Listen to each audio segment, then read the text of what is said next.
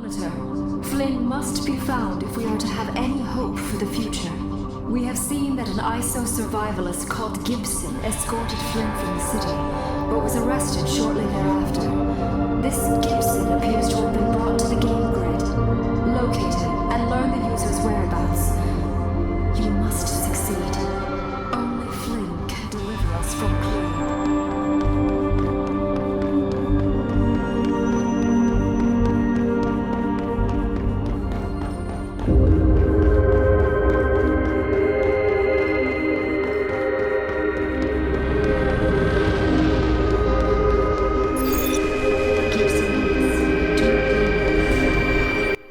So, Clue just walked right up to Radia, the leader of the ISOs, and lied to her face. Even if Radia and her followers are supposed to be peaceful, that takes a will of iron.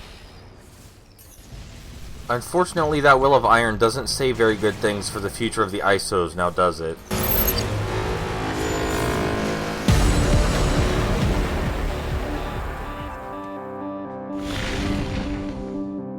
For those curious about Gibson, yes, survivalist does mean the same thing in this world as it does in ours, but a survivalist mindset is a little bit more understandable in this world, I think.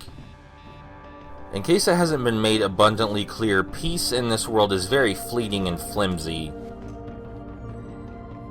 You may think that, like in the real world, if a virus infected a real person, that obviously someone would blame that entire race of people for the virus. Assuming viruses work like they do in this world, I mean. Because, yeah, that sucks, but that happens in the real world all the time. Someone from a certain race does something bad, and the whole race is apparently to blame for that. By order of Clue, halt program.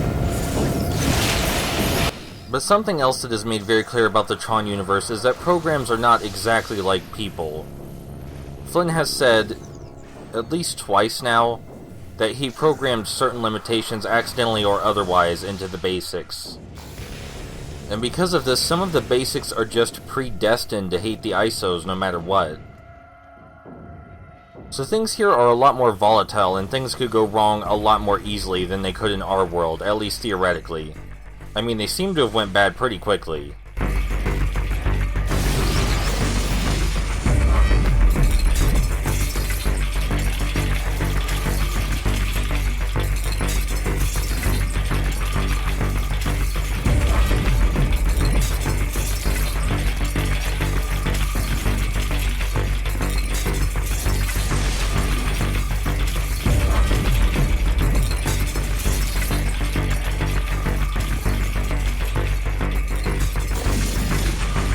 Little rooms like that one back there make me appreciate this game a lot more because it was artistically interesting, architecturally interesting, and it presented a unique challenge.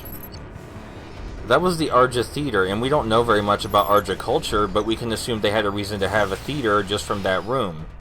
And it looked pretty damn pretty until we blew it up.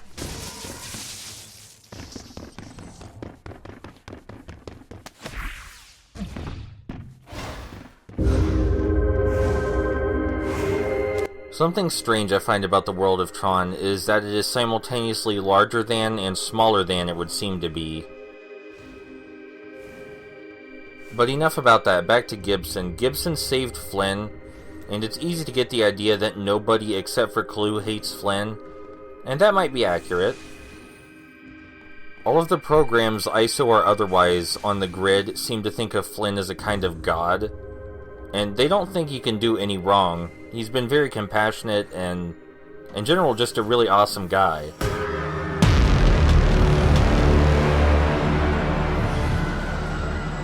In this room we have to press switches to open the door, but unlike the usual switches, these ones are on the walls and we have to run up them.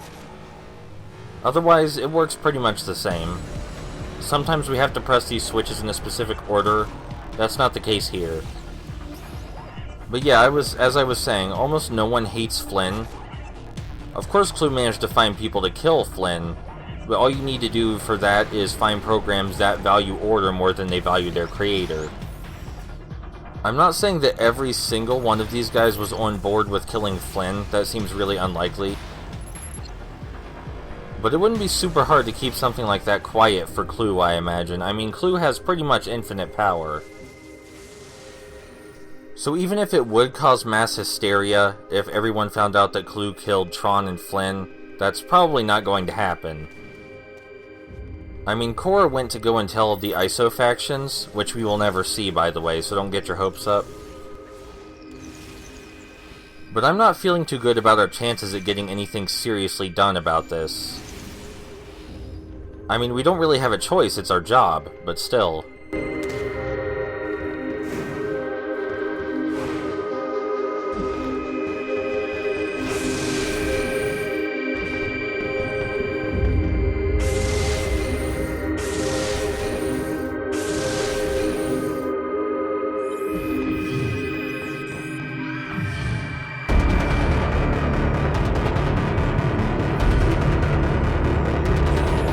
But Radia said Cora was the key to their future, and Flynn seemed to trust Radia, so if Flynn trusts her, then who am I to disagree?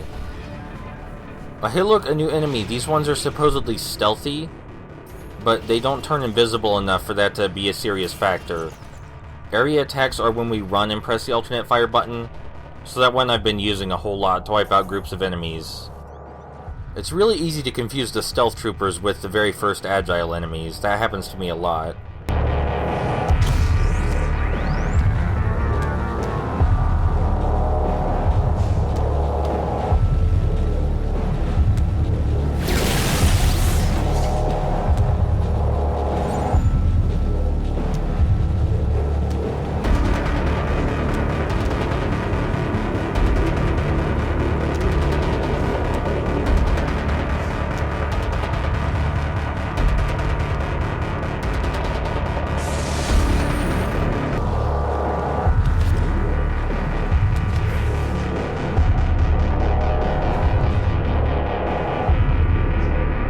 It's time for another tank section, but that's a-okay with me because I like these.